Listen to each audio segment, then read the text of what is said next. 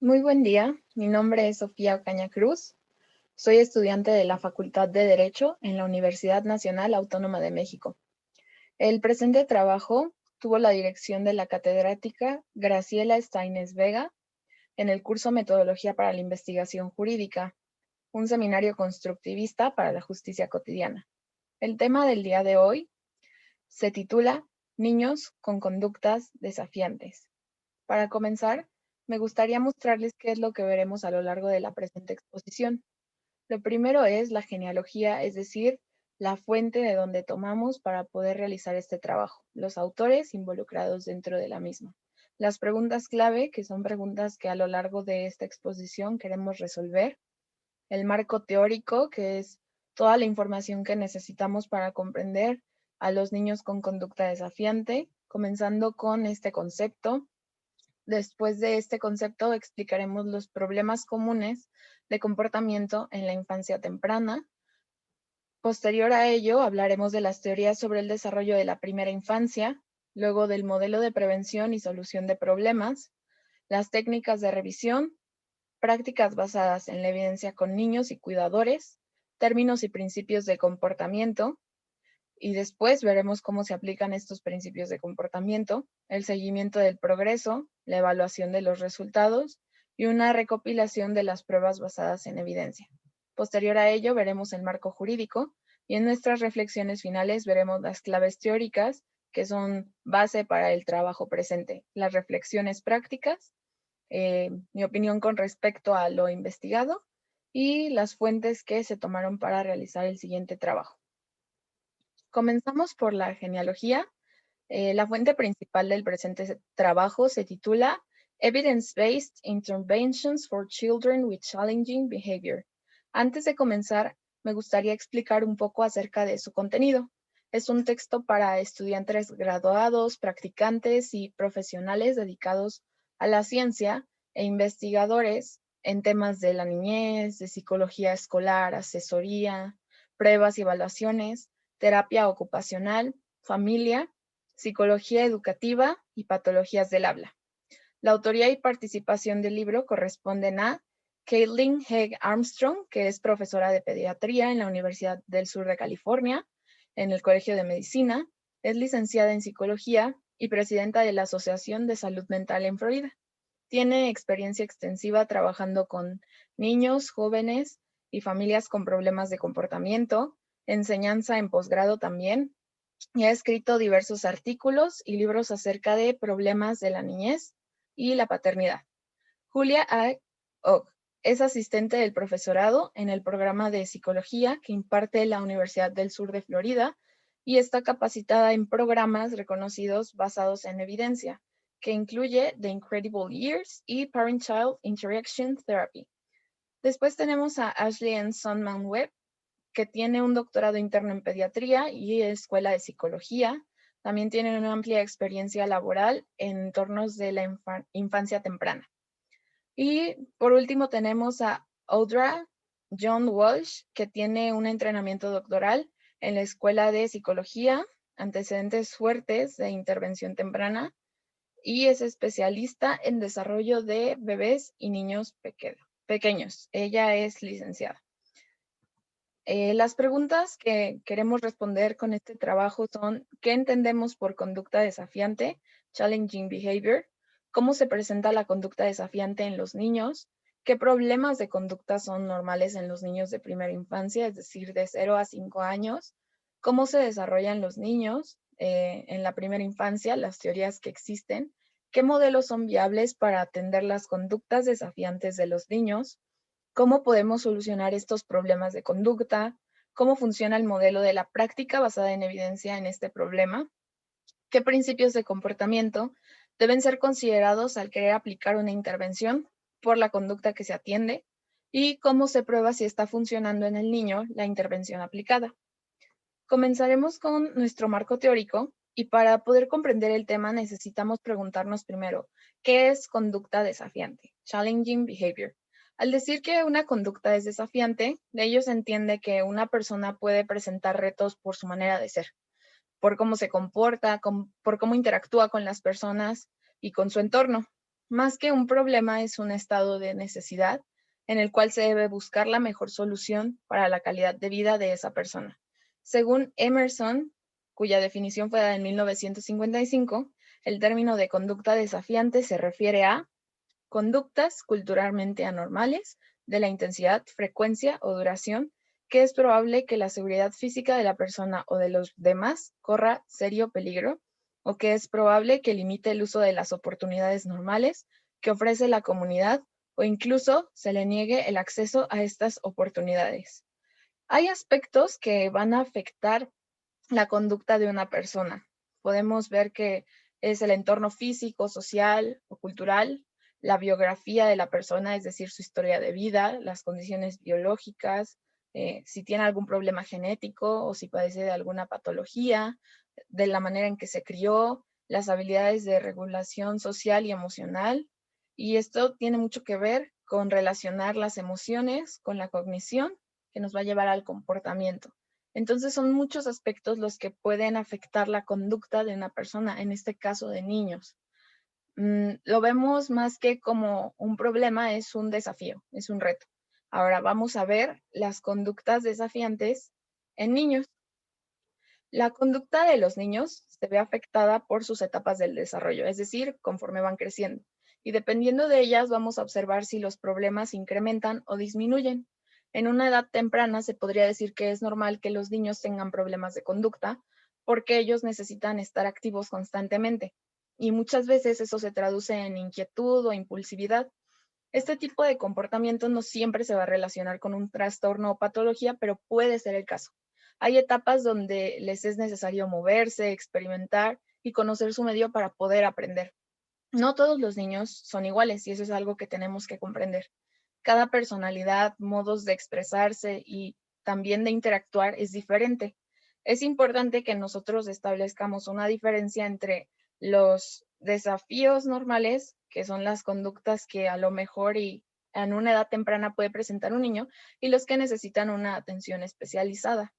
La primera infancia es muy importante porque a partir de ella se va a ir desarrollando otro tipo de complicaciones si no se notan a tiempo estas conductas. Los problemas que un niño puede desarrollar se ven afectados por lo que ya mencionábamos anteriormente, entornos sociales, emociones y comportamiento, que son las bases centrales por los cuales se puede ver afectada su conducta. Ahora, vamos a ver, según lo que nuestras autoras nos exponen, los problemas comunes de comportamiento en la infancia. Como lo mencionábamos, los problemas en niños pequeños son comunes, pero es necesario hablar del tipo de problemas que entran dentro de la apreciación de normal.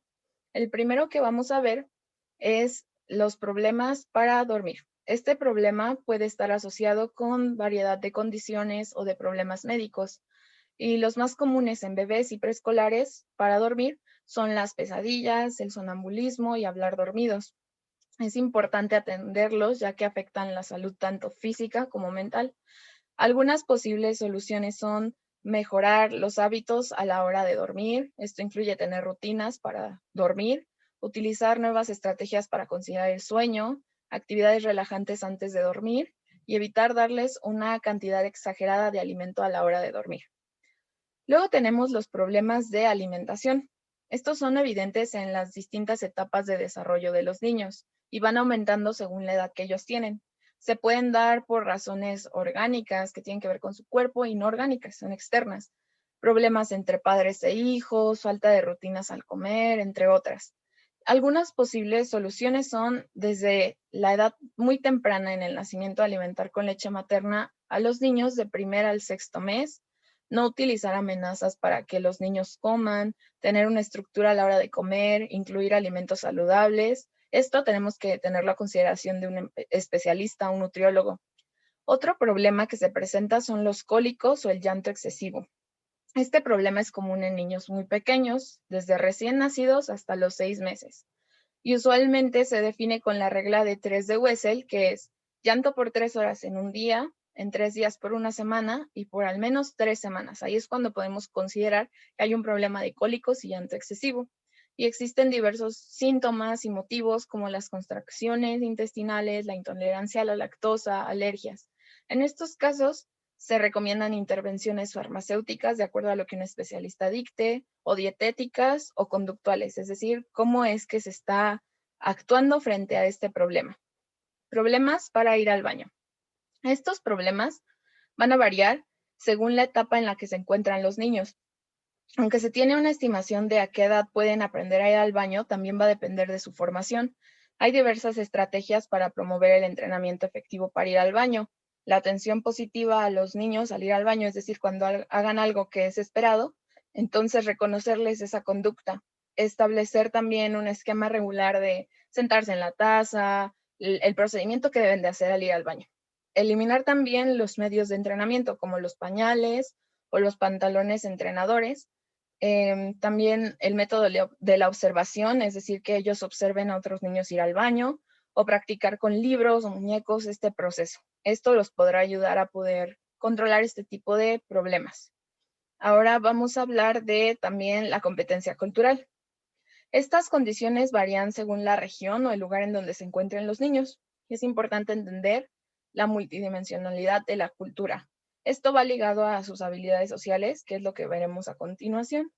De igual forma que las habilidades sociales, para poder enfrentar este problema, deben de tener la oportunidad de aprender y activar sus habilidades para comprender las distintas esferas culturales a las que se enfrentan.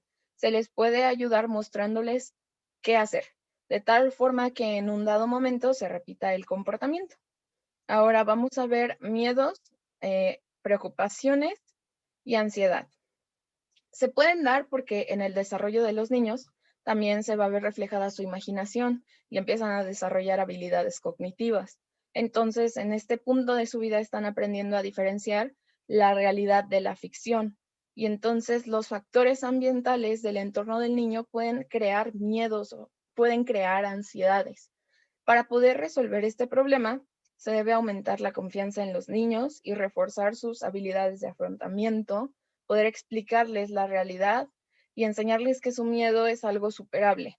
Para ello son necesarias estrategias y motivaciones que mitiguen el miedo. No se le debe de restar importancia a ningún tipo de miedo o preocupación que exponga a un niño, porque esto puede ser determinante a lo largo de su desarrollo. Ok, pasamos con el comportamiento sexual. Antes de la edad de 13 es común encontrar en más de la mitad de los niños algún tipo de comportamiento sexual.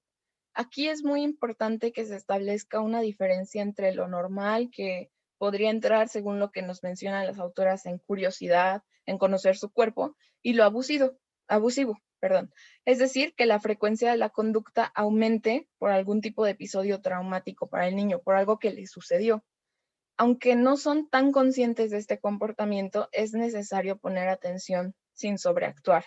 Se les debe de proporcionar de herramientas para que comprendan las reglas preventivas del comportamiento sexual, como los lugares y entornos donde se puede dar esto, evitando cualquier tipo de situación externa al niño, es decir, atender al comportamiento si este se repite constantemente, ver por qué está pasando y diferenciar si es normal o fue por algún episodio abusivo y necesita algún tipo de atención. Pasamos a la agresión. Lo que pasa con la agresión y los niños es que muchas veces ellos la utilizan para poder llamar la atención, para poder obtener algo deseado o comunicar sus necesidades. Sin embargo, es importante aprender la diferencia entre agresión y violencia. La agresión no causa un daño grave. En los niños se espera que este comportamiento vaya disminuyendo con el paso del tiempo. Aquí los factores que contribuyen mucho son la relación padres e hijos, la disciplina por parte de los padres, la depresión materna, eventos estresantes, conflictos matrimoniales, también la exposición a la violencia. Esto puede hacer que un niño incremente su agresividad hasta llegar a violencia. Para poder atender este problema se recomienda incrementar la atención positiva en los niños, es decir, atender a los comportamientos que se esperan de ellos, reduciendo los comportamientos agresivos o no deseados, y redirigir esos comportamientos negativos para enseñarle a los niños lo que es aceptable y lo que no, utilizando, por ejemplo, el tiempo fuera o la ignorancia que veremos más adelante. Y por último, las habilidades sociales. Aquí tenemos que ver que en estadística, del 14 al 17% de los niños pequeños tiene problemas sociales.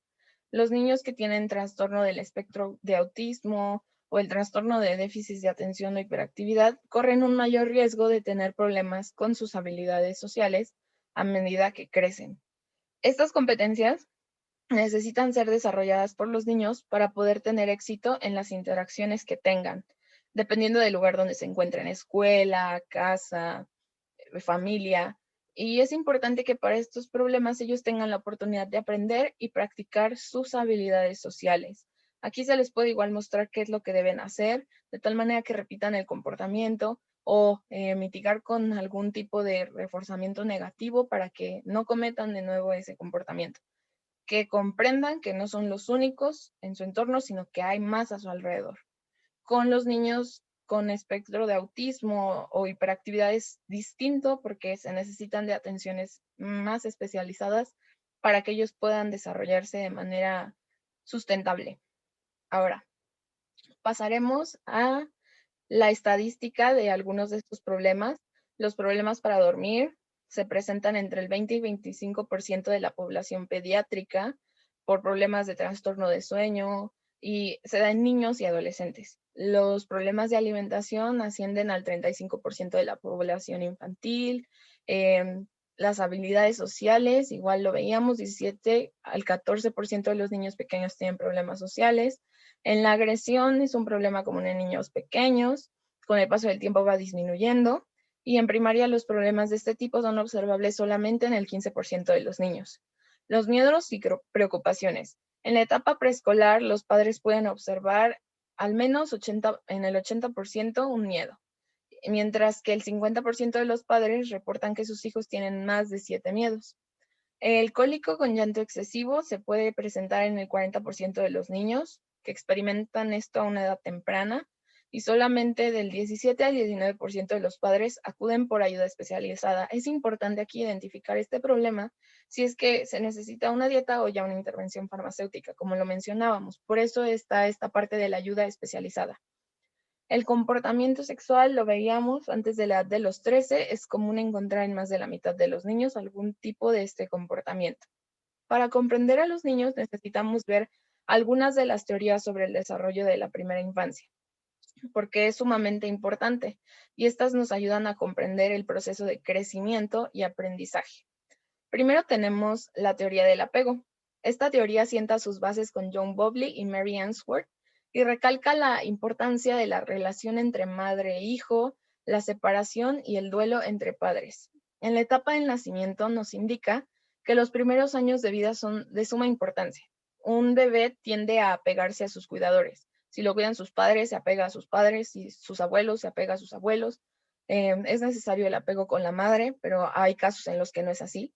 Y es a través de ese apego donde comienza a conocerlos y se vuelven competentes para él. Es decir, emocionalmente son importantes para el bebé. Cuando tienen entre 12 y 20 meses es cuando comienza la separación voluntaria del apego. Ellos buscan ser un poco más independientes. Para poder tener un apego seguro, se necesita esta autonomía, socializar, que ellos aprendan a interactuar y a aprender a solucionar problemas y lo que posteriormente se obtenga de aquellas soluciones de problemas. La siguiente teoría es la teoría cognitiva. El planteamiento primero es el de Jean Piaget y su teoría se divide en estadios según las etapas del desarrollo en los niños. Ahorita estamos hablando de la primera infancia, entonces nos centraríamos en los dos primeros estadios, que es el sensoromotor y preoperacional. Es donde los niños empiezan a conocer el mundo a través de lo que ven, a través de lo que tocan, como hablábamos al principio.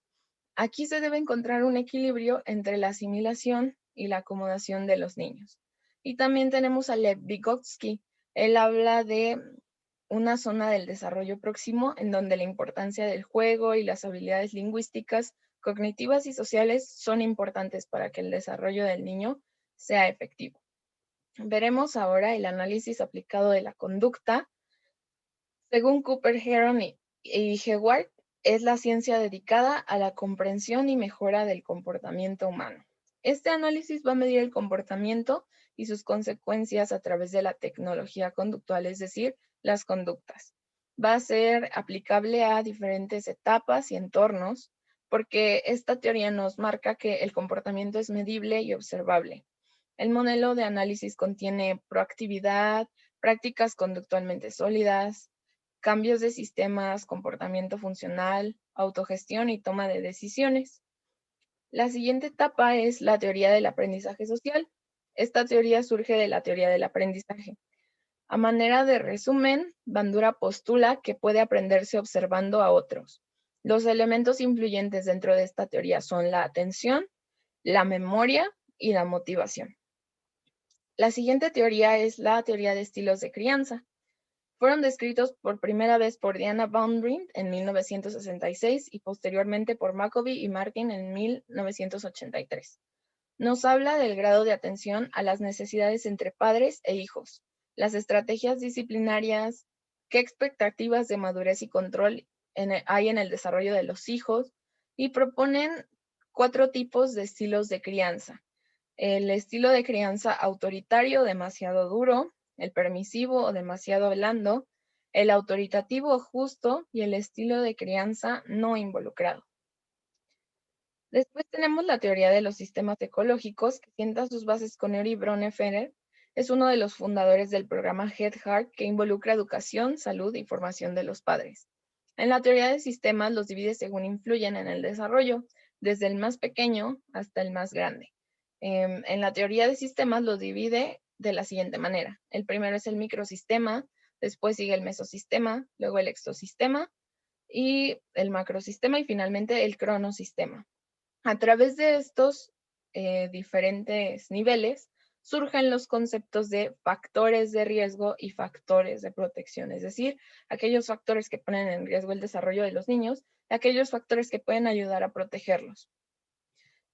Y llegamos a nuestra última teoría por ver el día de hoy, que es el modelo de prevención, que es a lo que nuestras autoras quieren llegar, la importancia de este modelo. Trata de los niveles de apoyo y servicios que van a ayudar a disminuir factores de riesgo y reducir también trastornos en el desarrollo de los niños. Se preocupa por su salud y el bienestar a través de investigaciones y prácticas que están pensadas en términos de prevención, es decir, evitar que siga ocurriendo un problema o tratar de mitigarlo. Y divide las prevenciones en 3. La prevención primaria, que son los esfuerzos dirigidos a niños y familias. La prevención secundaria, que es dirigida a las poblaciones de riesgo. Y la prevención terciaria, que son los niños y familias enfrentando dificultades significativas, como lo pueden ser trastornos del desarrollo. También dentro del modelo de prevención encontramos los siguientes marcos que solamente los mencionaremos, que es el reconocimiento y respuesta, la pirámide de la enseñanza, step care, entornos de crianza y respuesta a la intervención. Entrando a lo que es el modelo de prevención y la solución de problemas, hablaremos más a profundidad de esto. Tenemos que tomar en cuenta que este modelo provee de niveles múltiples de apoyo, desde esfuerzos preventivos hasta intervenciones individuales y especializadas. Para ello debe de ser claramente identificadas las prevenciones e intervenciones que se quieren realizar, esto basándose en evidencias de dichas elecciones. Y finalmente el proceso de solución de problemas, que da a los practicantes una manera específica de pensar acerca de los problemas de los niños y darles un seguimiento a dichas intervenciones para poder evaluar el progreso de las necesidades de los niños. Primeramente tendremos que analizar cada una de las intervenciones que se plantean. Esta pirámide que podemos observar es tomada del libro en el cual nosotros estamos basando este trabajo de investigación. La prevención primaria también es llamada universal. Esta busca mejorar la protección a las familias y los entornos comunitarios para evitar que en el desarrollo futuro haya resultados negativos tanto para el niño como para la familia. Los esfuerzos de este tipo de prevención consisten en apoyo general y en información, pueden ser folletos o anuncios públicos.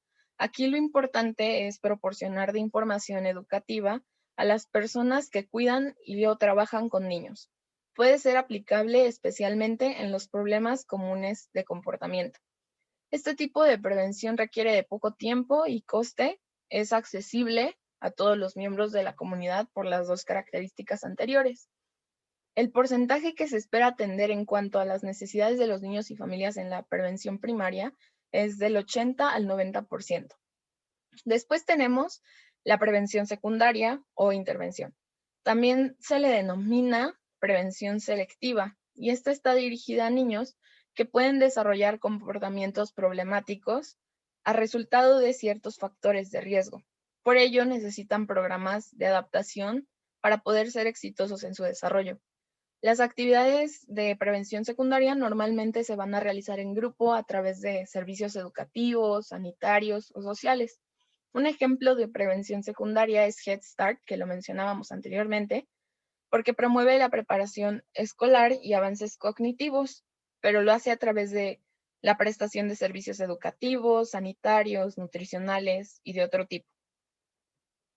Después tenemos la prevención terciaria, intervención, que también se llama clínica o de tratamiento. Y esta se trata ya de apoyos más intensivos e individualizados para niños con problemas crónicos y sus familias. Estamos hablando de trastornos, a patologías, y estos apoyos se pueden prestar por equipos interdisciplinarios y sistemas de atención.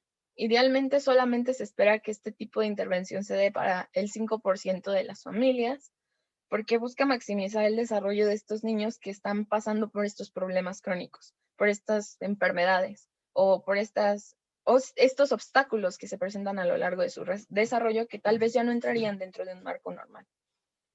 Busca evitar que el problema se agrave y se desarrolle otro problema relacionado con el inicial. Ahora, para poder solucionar un problema, para poder darle una perspectiva de solucionar el problema de conducta que se está presentando, primero hay que seguir los siguientes pasos. El primero es identificar el problema. Dentro de la identificación del problema, debemos definir el problema en términos de conducta específicos, es decir, qué tipo de conducta se está llevando a cabo, por qué se está llevando a cabo. Definir el comportamiento deseado en términos específicos de comportamiento, es decir, qué es lo que se espera del niño, qué es lo que se esperaría de él. Definir en qué punto se encuentra el comportamiento del niño en comparación con las expectativas, es decir, si su manera de conducirse, si sus conductas son acordes a su etapa del desarrollo o si no está cumpliendo con las expectativas. El segundo punto es analizar el problema. Este se trata de formular hipótesis y elaborarlas formalmente. Aquí es importante considerar los entornos a los que se enfrenta el niño, las esferas del desarrollo. Después tenemos la aplicación de la intervención, que es el paso 3, y es donde se utiliza la información que ayudó a analizar el problema, las intervenciones escogidas y cómo es que se procedió. Es decir, ya analizamos el problema, escogimos una intervención de acuerdo a la conducta específica y se procedió. Y por último, la evaluación de la intervención. Esto es retomar el problema que se identificó originalmente y examinar los datos para determinar si está funcionando o no la intervención. La solución a un problema se puede dar individualmente, pero funciona de manera eficaz cuando se realiza en trabajo colaborativo, donde un equipo de individuos tiene cercanía y conocimiento del problema. La familia y el niño pueden ser ayudantes de preescolar, servicios de protección para niños, cuidado primario, salud mental, cualquier otro que ayude al niño y a la familia a fortalecer y enfrentar el problema. Ahora tenemos las técnicas de revisión que permiten a los profesionales identificar el nivel de riesgo de un niño de poder padecer retrasos o trastornos del desarrollo. Estos entran dentro de lo anormal en el desarrollo, lo que no debería de suceder.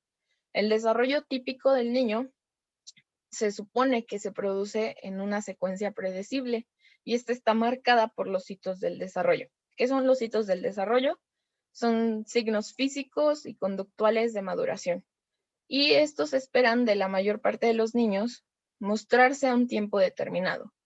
Si bien puede variar, hay expectativas del desarrollo de los niños según la etapa en la que están viviendo. Ahora, los hitos del desarrollo que se espera que un niño pueda madurar son, primero, el funcionamiento adaptativo, que son las habilidades que ayudan a un niño a adaptarse a un entorno o a funcionar de manera independiente. Después tenemos los hitos de la comunicación. Estos implican hablar, usar y comprender el lenguaje corporal y también entender lo que los demás están diciendo. Luego tenemos los hitos de las habilidades motrices.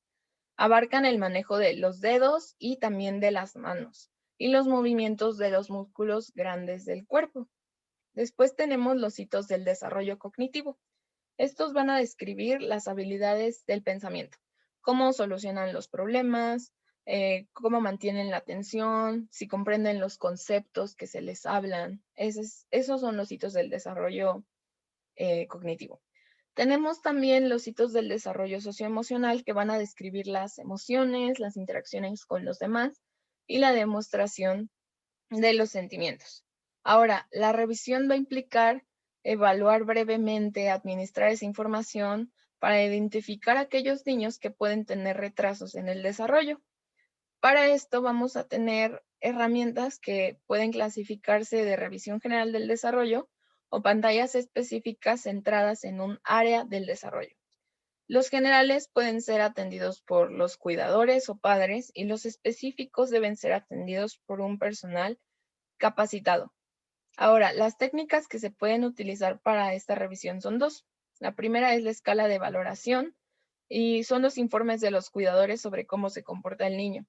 Depende del caso si este puede o no funcionar para medir el informe del cuidador, porque este debe ser legible, debe ser puntual y debe de ser de interpretación fácil. Y tenemos los indicadores de observación, que requieren de un profesional capacitado que obtenga directamente las habilidades del niño. Aquí el costo es mayor y para seleccionar un indicador de este tipo se deben de considerar los siguientes puntos. La adecuación técnica, es decir, el instrumento de revisión. Este debe tener validez y fiabilidad. Los pisos de las pruebas e instrumentos que sean suficientes para documentar los pequeños avances del progreso y la validez constructiva. Este es el instrumento que debe detectar el problema. También la validez predictiva, que es que de forma precisa los instrumentos identifiquen el problema. Podemos tener resultados en la revisión verdaderos positivos que van a identificar a un niño en riesgo que necesitará evaluación adicional. Falsos negativos que no identifican a un niño en riesgo. Falsos positivos que identifican un riesgo cuando en realidad no lo hay. Y verdaderos negativos, que van a identificar correctamente a aquellos niños que no necesitan una evaluación adicional. El rendimiento de estas herramientas es alto, pero también podemos tener otros términos que nos ayudan a verlo de mejor manera, y es la sensibilidad y la especificidad. La primera de estas es la proporción de niños con retraso de desarrollo y la segunda es la proporción de niños sin retraso en el desarrollo. Esta división nos va a poder ayudar a saber si tenemos que profundizar más en la conducta del niño o en el panorama normal, poder tener una intervención que sea solamente por parte de los cuidadores de los niños. Las prácticas basadas en la evidencia. ¿Qué son? Es el proceso donde vamos a seleccionar intervenciones hechas por la ciencia para mejorar resultados y reducir complicaciones que pueden impedir a un niño tener un desarrollo saludable. Esta práctica va a integrar la experiencia clínica del proveedor, los valores del paciente, las mejores pruebas de investigación en el proceso de intervención. Al buscar nosotros evidencia, al buscar los profesionales evidencia, ellos utilizan el siguiente acrónimo para poder formular una pregunta clínica específica y es PICO. La población, pacientes o problema, intervención, comparación y resultado. Son problemas clave y características del niño y la familia. La P es la población de pacientes o problema del paciente. La I va a ser la intervención principal en que se está considerando para llegar al objetivo, es decir, qué tipo de intervención vamos a usar para poder atacar el problema. La C es la comparación de la intervención seleccionada con otras intervenciones, es decir, tener un parámetro de comparación para poder saber si hay alguna otra alternativa en caso de que funcione o no esta intervención. Y la O es el resultado de interés, es decir, qué resultado dio esta intervención. Hay muchos estudios que buscan mostrar evidencia específicamente de intervenciones que se han realizado, pero no todos van a tener el mismo grado de eficacia. A continuación vamos a explicar algunos tipos de estudio que van desde el menor al mayor modelo de diseño eficaz. El primero que tenemos es el estudio de caso. Estos no van a ser considerados estadísticamente válidos porque reportan situaciones individuales. No hay un control en el margen de comparación con otros grupos, es decir, como están individualizados, es un poco complicado poder comparar este tipo de intervención con otra. Estudios de caso y controles. Es un tipo de estudio observacional. Estudia a individuos con una condición y los compara con otros que no cuentan con dicha condición. Aunque podría ser eficaz, únicamente va a ser observacional. Entonces aquí tampoco estamos hablando de términos estadísticos. Estudios de control aleatorio. Aquí los individuos van a ser asignados aleatoriamente a un grupo de control o tratamiento y sus resultados se van a documentar con el fin de compararlos. Aquí es prueba de causa y efecto, entonces los grupos de control buscan ser comparados. Después tenemos las revisiones sistemáticas. Estas revisan estudios sobre temas indeterminados para responder a preguntas específicas. Estos deben ser muy metodológicos para poder ser incluidos dentro de la revisión. Y por último tenemos el metaanálisis. Este método sí es estadístico y va a combinar los resultados de estudios válidos sobre determinadas intervenciones y las conecta como si se tratara de un solo estudio. Ahora, para poder evaluar si un estudio nos va a servir en la demostración de evidencia, nos tenemos que apoyar de las siguientes preguntas. ¿Son válidos los resultados? ¿Cuáles son los resultados? ¿Ayudarán los resultados a atender a mis clientes? Respondiendo a estas preguntas podemos tener un panorama de si podrá servir o no esta intervención basada en la evidencia. Ahora, hay aspectos clave que apoyan la validez de un estudio, como el que exista una similitud entre los grupos de tratamiento y de control, también la asignación aleatoria de los individuos y también darle seguimiento a los individuos que han completado el estudio. Los resultados del estudio deben demostrarse en términos estadísticos. Quien aplica la intervención debe asegurarse de que la seleccionó de manera adecuada, es decir, que esa intervención realmente era lo que necesitaba ese grupo de atención. Que los clientes sean comparables a los participantes del estudio y que la investigación publicada se vea respaldada por los resultados que se esperan obtener. La distinción de los programas es clave también por su nivel de eficacia y claramente tendremos que aplicar aquellos que se encuentren bien establecidos. Todos esos aspectos son parte fundamental de las pruebas basadas en evidencia. Ayuda a los profesionales a estar al día y utilizar de manera más apropiada la información que existe para poder atender a sus clientes. Al principio se mencionan 3 tipos de prevención, como yo se los decía, en el modelo de pruebas basadas en evidencias. Y a continuación vamos a explicar algunos de los ejemplos de programas que son adecuados para cada tipo de intervención en niños de edad temprana. Esto según lo que nos muestran nuestras autoras. Y los clasifican en 2. Aquellos programas para padres e hijos y programas niño-aula. Ahora, comenzamos con los programas para padres e hijos. En prevención primaria tenemos el programa Reach Out and Read y este programa busca que todos los niños tengan alfabetización en los primeros años de desarrollo. Suele aplicarse en consultas de los pediatras. Se compone de lo siguiente: el que los padres puedan leer con sus hijos, que los instruyan a saber cómo hacerlo, proporcionar a niños de edades de entre 6 meses a 5 años un libro apropiado para su edad. Si estamos hablando de un entorno de consultas pediátricas, entonces podemos decir que tiene que haber material de alfabetización temprana en una sala de espera para que los padres puedan interactuar con sus hijos. La prevención secundaria. Aquí vamos a encontrar 5 programas de ejemplo. La primera es Helping Our Toddlers Developing Our Children's Skills. Y aquí se trata de juegos de rol, de videos, modelos y ejercicios de práctica. Tenemos también Developing Our Children's Skills, Incredible Years, que son viñetas de videos de series, de información, de juegos de rol igual, para que los niños aprendan cómo deben de comportarse, discusiones en grupo, tareas. También tenemos este programa, que en lo personal me parece muy interesante, que es Nurse Family Partnerships, porque va dirigido a aquellas enfermeras tituladas que son madres, que también pueden ser formadas como asesoras a domicilio y son madres primerizas. Entonces se busca apoyar en ese aspecto. Parents as Teacher Helpers.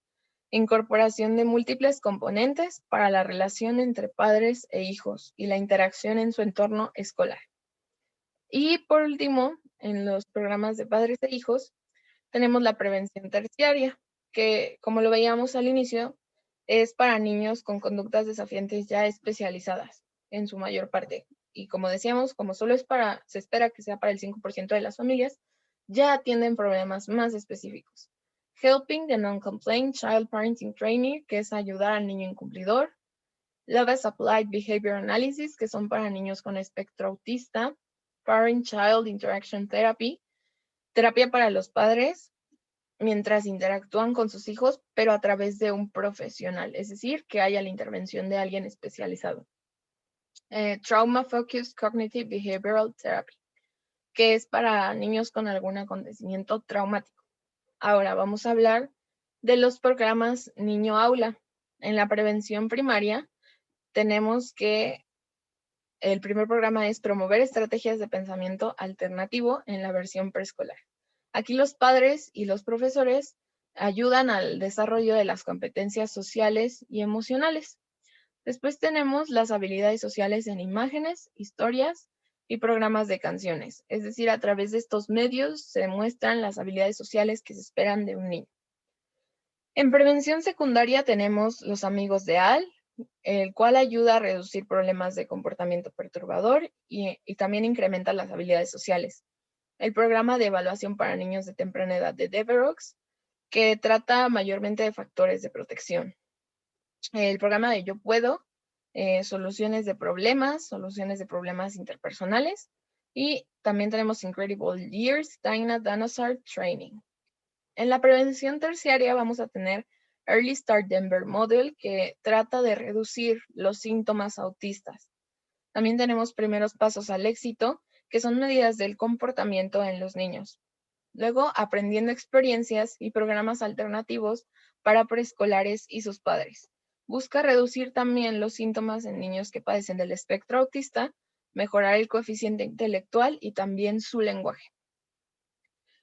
Ahora que hemos visto las intervenciones que se pueden llevar a cabo con comportamientos desafiantes, veremos las estrategias del comportamiento. Una guía de principios que nos van a ayudar a enmarcar la conducta de un niño y escoger aquella intervención que es mayormente favorable para su problema. Funciona tanto para cuidadores como para profesionales. Con cuidadores nos referimos a los padres o aquellos tutores que estén a cargo de los niños. El primero es el refuerzo.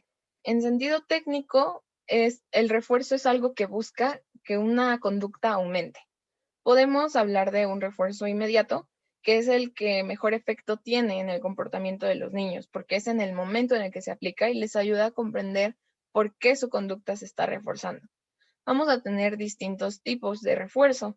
El refuerzo incondicional, que son los no aprendidos y van a funcionar de igual manera en casi todas las personas.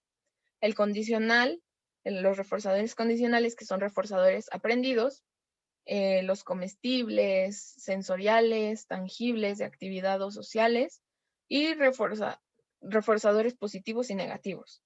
Los positivos van a buscar añadir una consecuencia y van a buscar estimularla, y los negativos buscan retirar la consecuencia, buscan retirar el estímulo. Ahora, tenemos la consecuencia, que es la que debilita un comportamiento y reduce la probabilidad de que otra vez se reproduzca este comportamiento. Es decir, busca evitar que este comportamiento vuelva a suceder. Este debe de ser inmediato y debe tener por objetivo obtener el comportamiento deseado, es decir, sustituir la conducta que está cometiendo el niño para poner aquella por la cual se está aplicando una consecuencia. Aquí puede aplicar el tiempo fuera, que los niños pierdan privilegios o que se les reprima verbalmente, pero sin insultarlos o sin humillar a los niños. Ahora, tenemos la relación entre refuerzo y castigo. Bueno, consecuencia, aquí no estamos manejando el castigo como un castigo físico, agresivo, no, solamente como una consecuencia. Y vamos a ver, el refuerzo en el comportamiento positivo va a añadir una consecuencia. Entonces, se le va a dar atención a un niño, le va a dar una atención positiva a un niño por haber compartido con otro. Pero el refuerzo negativo se le va a dar a un niño, por ejemplo, que está gritando porque está la aspiradora. Entonces se apaga la aspiradora después de que un niño grita para que ya no lo haga más. El comportamiento.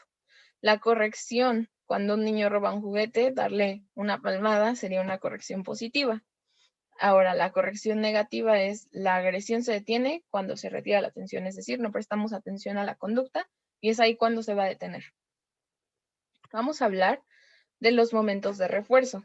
Es el momento en el cual se presentan los eventos y es donde se debe dar el refuerzo, la consecuencia que sigue al comportamiento. El objetivo de esto es que los niños mantengan conductas estables. Vamos a tener distintos programas básicos de refuerzo. El intervalo fijo, que es el tiempo de refuerzo constante. La proporción física, que es el número de respuestas previas al refuerzo.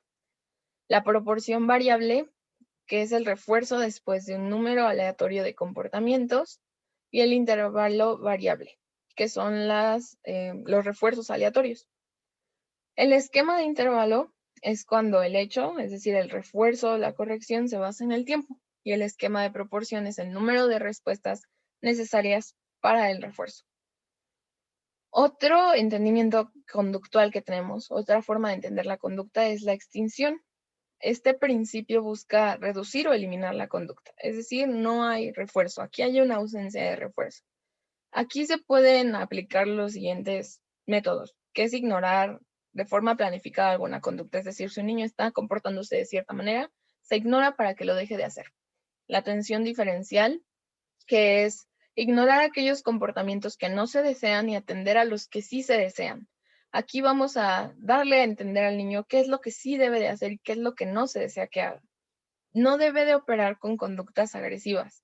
Estas sí deben ser reorientadas en el momento en el que se presentan y con utilización moderada de la consecuencia, es decir, sin dañar al niño. Tenemos también la imitación-modelación y este tipo de aprendizaje se da a través de observar a otros. Modelar conductas depende de muchas variables como la identificación, la fuerza del modelo, el refuerzo del modelo por el comportamiento.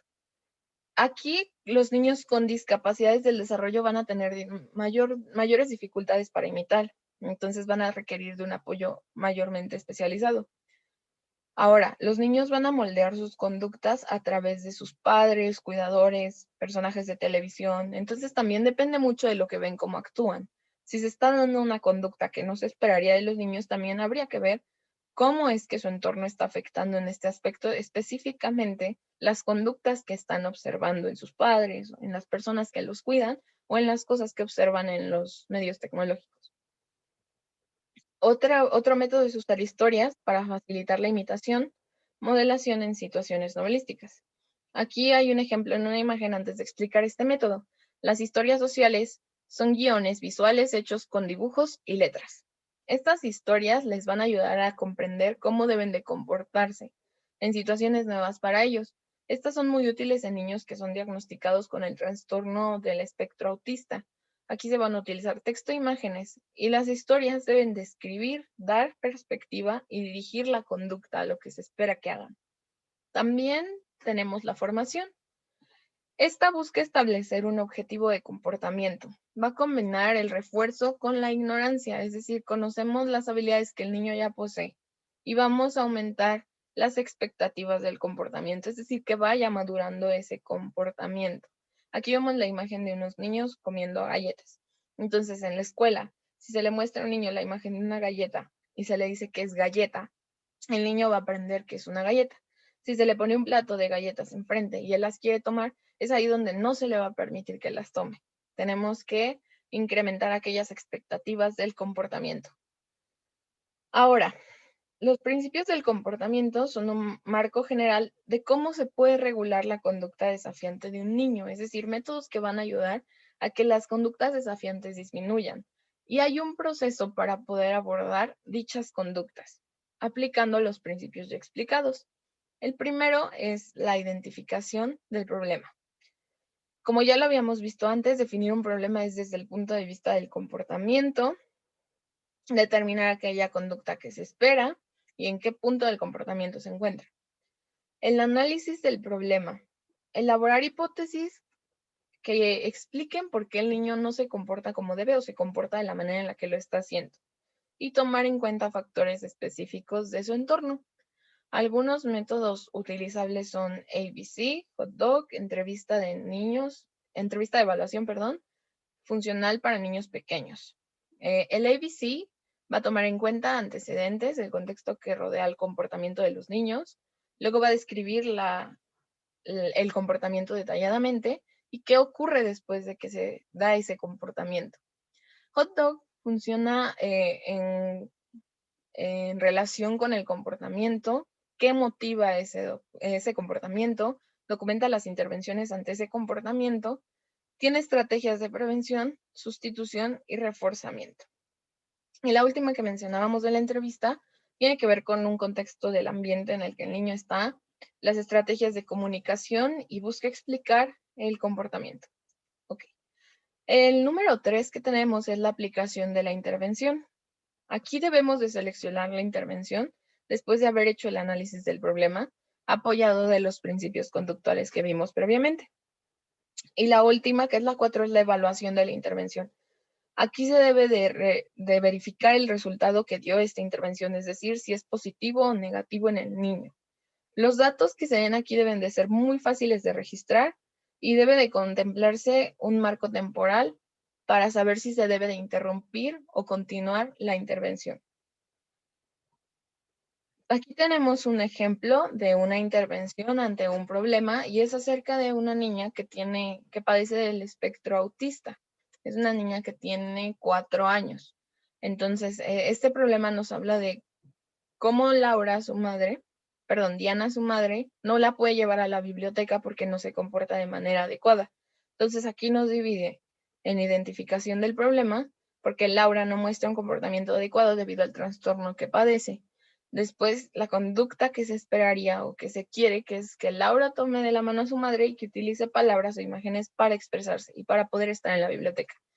El análisis del problema, donde el profesional de la primera infancia y Diana piensan que Laura se siente abrumada por varios aspectos de la biblioteca, o sea, evaluar por qué ella no está bien dentro de la biblioteca.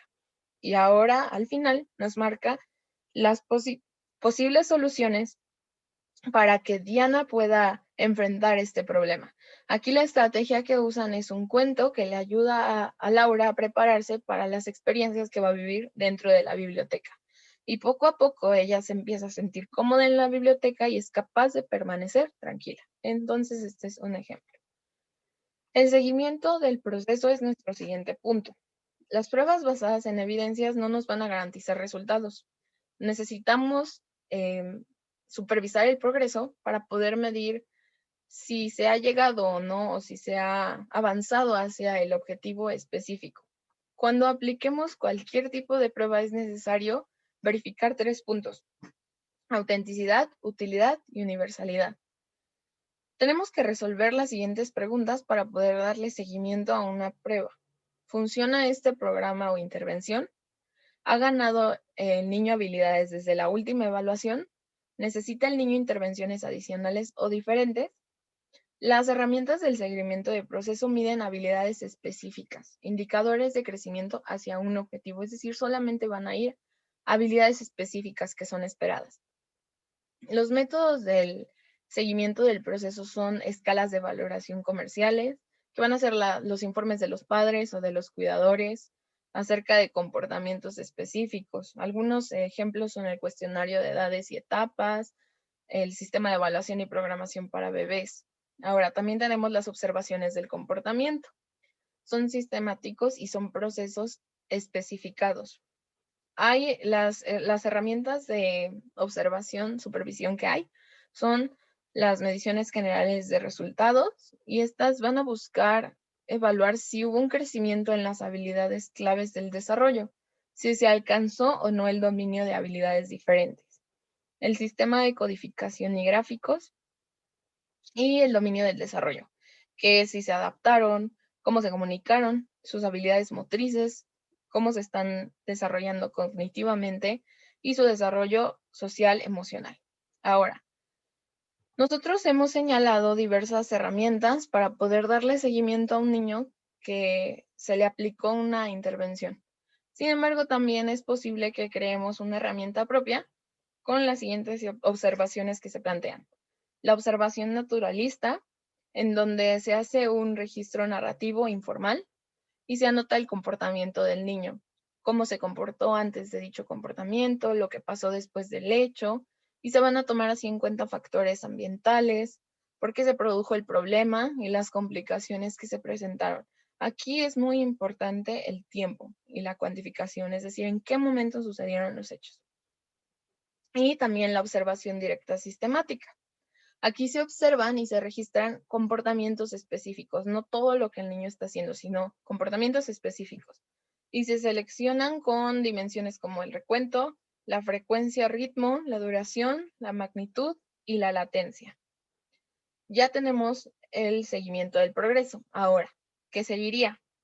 La evaluación de los resultados. Este es el último paso en el proceso de solución de problemas.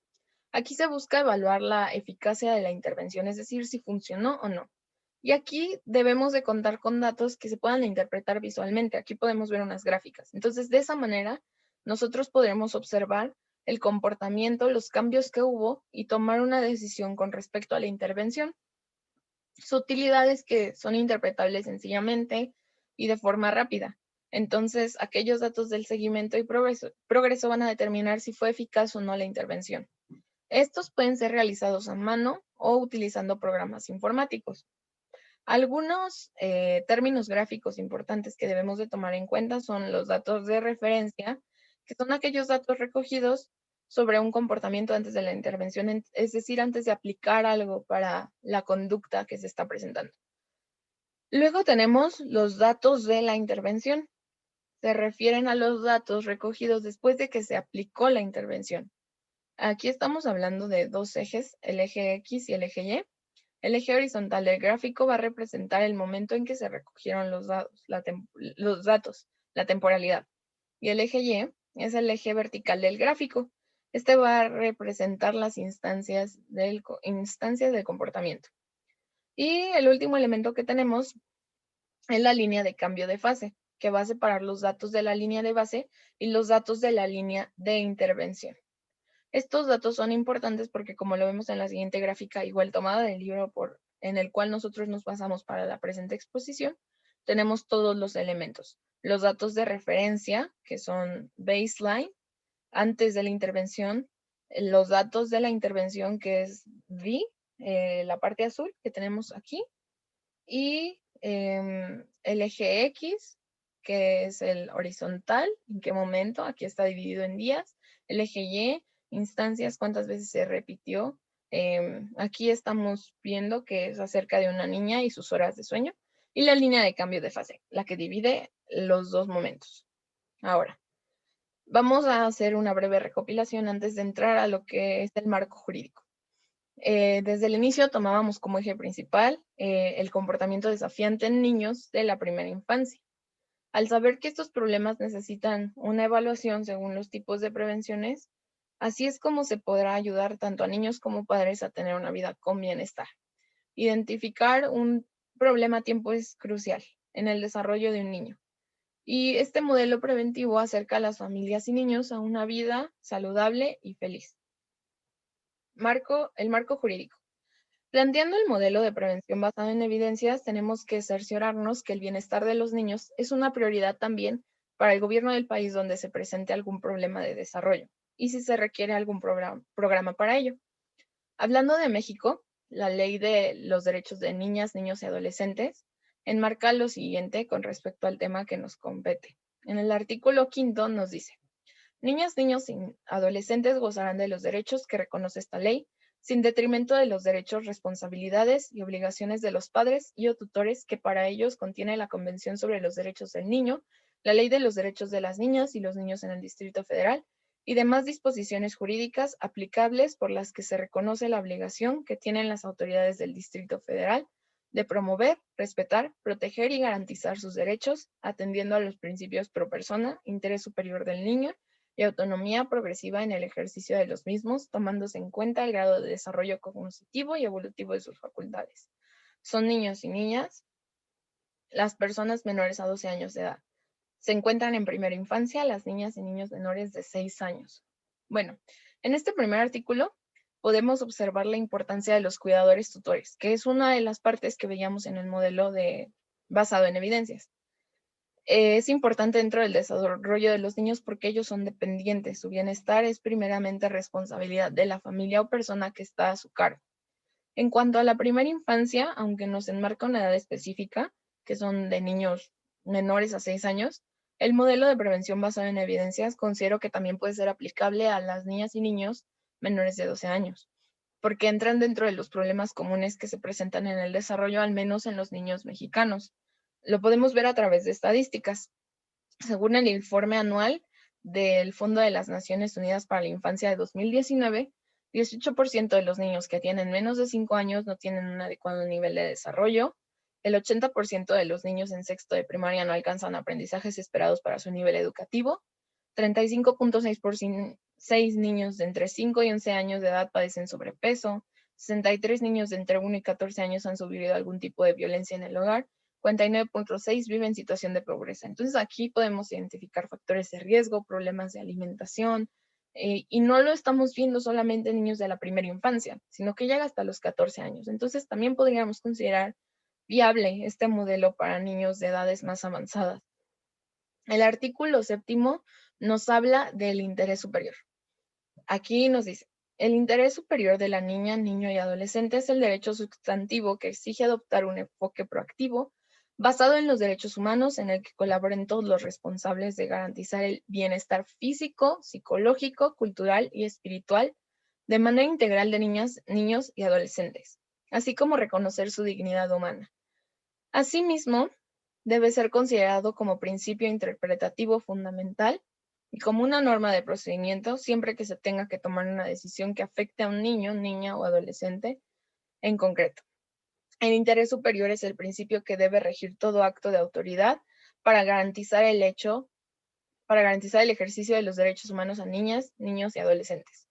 Por lo tanto, toda autoridad de la Ciudad de México en el ejercicio de sus funciones debe sustentar toda su actuación en este principio, comenzando en mecanismos efectivos de escucha de niños, niñas y adolescentes. Aquí nos dice que toda persona e institución de manera conjunta con las autoridades en la Ciudad de México debe actuar en observancia de este principio. En este artículo vemos la importancia de los hitos del desarrollo en los niños. Estas funciones que influyen en su habilidad para comunicarse, habilidades motrices, su desarrollo cognitivo y social y emocional. Entonces, aquí hay responsabilidad para garantizar que estos hitos del desarrollo se puedan dar en las etapas pertinentes de cada uno de los niños. Después tenemos el artículo 13 en las fracciones séptimas y décimas, que es derecho a vivir en condiciones de bienestar y a un desarrollo integral, y derechos de niñas, niños y adolescentes con discapacidad. En esta fracción vamos a encontrar que dentro de las condiciones de bienestar podemos resaltar la revisión que se tiene que hacer a un niño con conductas desafiantes. Si no cuenta con un problema que se tenga que atender por un especialista, podríamos decir que entra dentro del marco normal para contar con dichas condiciones. Pero si requiere de una atención especial porque su desarrollo no cumple las expectativas normales, entonces habría que hacerse una evaluación de qué tipo de condiciones son necesarias para su bienestar y desarrollo integral. Y también estamos hablando de discapacidad. No, el trastorno autista no es una discapacidad, el trastorno de espectro autista, pero puede haber otro tipo de discapacidades que afecten el desarrollo de los niños. Entonces aquí vemos que también nos enmarca que tienen derechos estos niños. Y por último, en el capítulo 7º, en el artículo 40 y 41, podemos ver algunos de los requisitos que también mencionábamos anteriormente en la exposición para el desarrollo de un niño. El ambiente sano y sustentable, donde se permita su desarrollo, un crecimiento saludable, físico, mental, material, espiritual, ético, cultural y social, que son aquellas problemáticas que veíamos al inicio que se pueden presentar en las áreas que se pueden presentar. Y vamos a ver por último en el artículo 41, de nuevo la importancia de aquellos proveedores, cuidadores de los niños. Corresponde a quienes ejerzan la patria potestad, tutela, guarda y custodia de los niños, niñas, niños y adolescentes, la obligación primordial de proporcionar dentro de sus posibilidades y medios económicos las condiciones de vida suficientes para su sano desarrollo. Aquí es donde entra muy importantemente los tipos de prevenciones, porque van a atender también a las posibilidades de las familias, a las situaciones específicas de los niños. Y también tenemos la involucración de las autoridades, de los órganos políticos competentes en lo que les toca. tomando medidas apropiadas. Aquí también entran los programas sociales y todo este tipo de intervenciones que veíamos al inicio. Por último, llegamos a nuestras reflexiones finales. Les mencionaba al inicio de las claves teóricas, aquellas claves que tomamos para poder comprender todo lo que dijimos en esta exposición.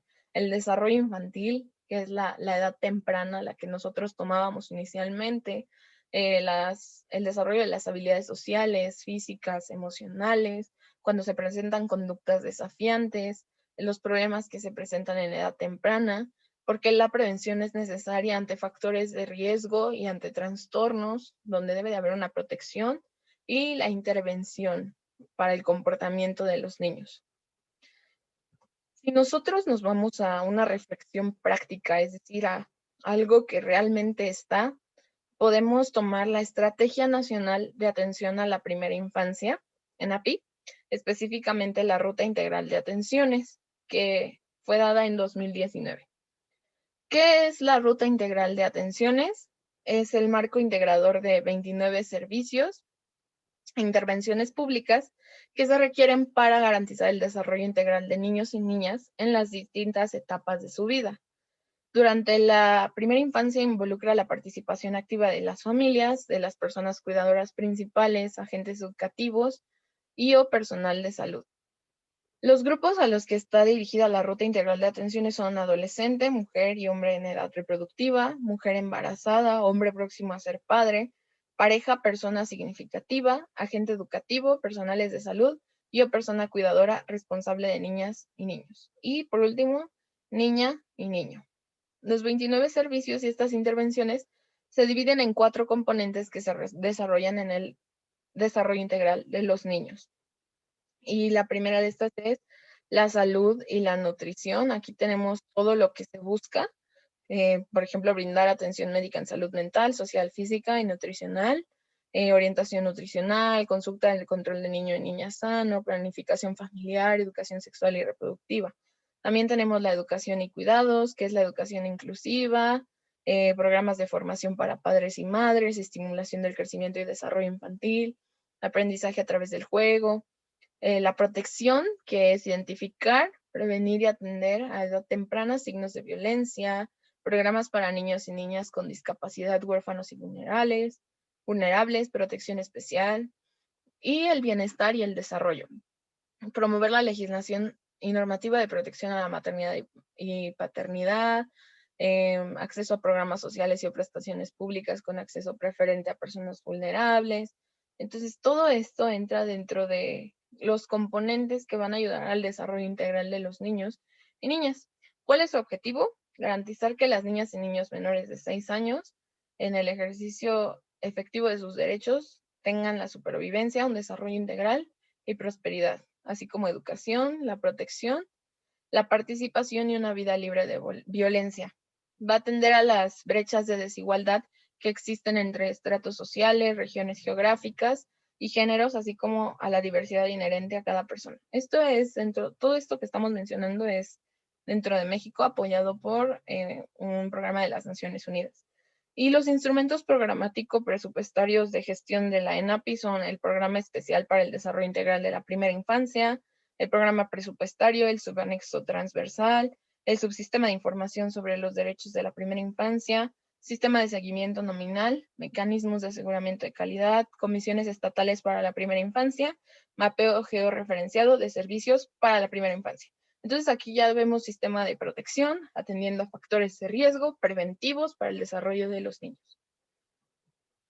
Según lo estudiado, en mi opinión, el programa de prevención y solución de problemas sí puede tener una efectividad grande, no solamente en el sector educativo, familiar, sino en cualquier entorno social al que los niños se puedan enfrentar. Y yo considero que no solamente aquellos de edad temprana. Puede funcionar en etapas posteriores, dentro del marco de la niñez, o si se padece algún trastorno del desarrollo, pero sí es recomendable en la edad temprana porque afecta mucho su futuro. Identificar el problema de una manera específica es muy importante porque ahí es donde vamos a decidir qué tipo de intervención se debe de realizar. Comprender cómo operan los niños y sus etapas de desarrollo y las expectativas de conducta de cada una de estas etapas es importante para saber si se están cumpliendo o no. Esto para ayudarlos y conocer con qué herramientas nos podemos valer para poder ayudarlos. Me parece que el término desafiante es preferible a problemático. En realidad es que es un reto, no es un problema, y tenemos que saber cómo atenderlo. La responsabilidad no recae 100% en los niños que tienen mal comportamiento. Muchas veces pensamos es que ese niño se porta muy mal, no tiene remedio, y realmente no es así. Hay muchos factores, como vimos, que influencian las conductas de un niño, ambientales, condicionales, genéticas. Entonces tenemos que ver la multidimensionalidad conductual. Considero muy importante la operación de los tres agentes que mencionaban las autoras, que es el proveedor, los cuidadores y los niños, es decir, aquel especialista que puede intervenir, las personas a cargo de los niños y los niños.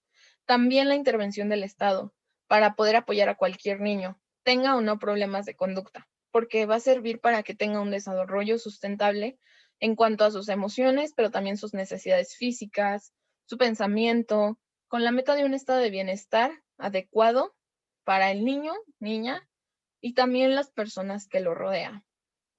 Como estudiante de Derecho, ¿por qué me es importante este tema? Los niños son un grupo vulnerable, no solamente en México, sino alrededor del mundo. Esto supone brindarles instrumentos que sean pertinentes en su proceso de formación y que su desarrollo sea sustentable. Por lo mismo de que los niños no dependen de sí mismos, sus derechos se ven en constante peligro de ser violentados. Entonces, nosotros tenemos que comprender que los niños también son personas y también tienen el derecho de que sus derechos sean protegidos. Cuando ellos se encuentran en condiciones de desarrollo o crianza no adecuadas, es responsabilidad del Estado garantizar la satisfacción de estos derechos o bien, si no, buscar alternativas para el interés superior de la infancia, que es lo que veíamos anteriormente. Ellos también tienen derecho a una protección jurídica y defensa de la misma en caso de ser necesario. El desarrollo de los niños y las conductas desafiantes que se presentan no son pertinentes, me son pertinentes porque los niños son parte fundamental de la sociedad y como se desarrollen en una edad temprana, va a afectar a su futuro desarrollo. Entonces va a afectar a la sociedad también, como sea en un futuro, porque qué es lo que van a atribuir a la sociedad como personas, como individuos. Ante la violentación de sus derechos, va a ser más observable a qué esfera del desarrollo nos debemos de dirigir. En caso de notar que el desarrollo de un niño se está viendo afectado, evaluar por qué se está afectando y las intervenciones que se pueden realizar para garantizarle una protección integral a sus derechos humanos. Y por último, conocer los servicios de protección a niños. Esto porque nos va a ayudar a poder conocer aquellas instancias que pueden intervenir y que impulsen la promoción de la protección de los derechos de los niños. Estas son las fuentes que utilizamos para el presente trabajo y me gustaría terminar con esta frase que dice, el medio mejor para hacer buenos a los niños es hacerlos felices.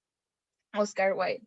Les agradezco mucho por su atención y por su tiempo y espero que podamos reflexionar más acerca de este tipo de temas, no solamente como personas, sino en este caso si somos estudiantes de derecho o teníamos una perspectiva de las conductas desafiantes de los niños, ahora sabemos que hay más implicaciones que un problema en la conducta y que también para nosotros es importante comprender esto. Muchas gracias por su atención.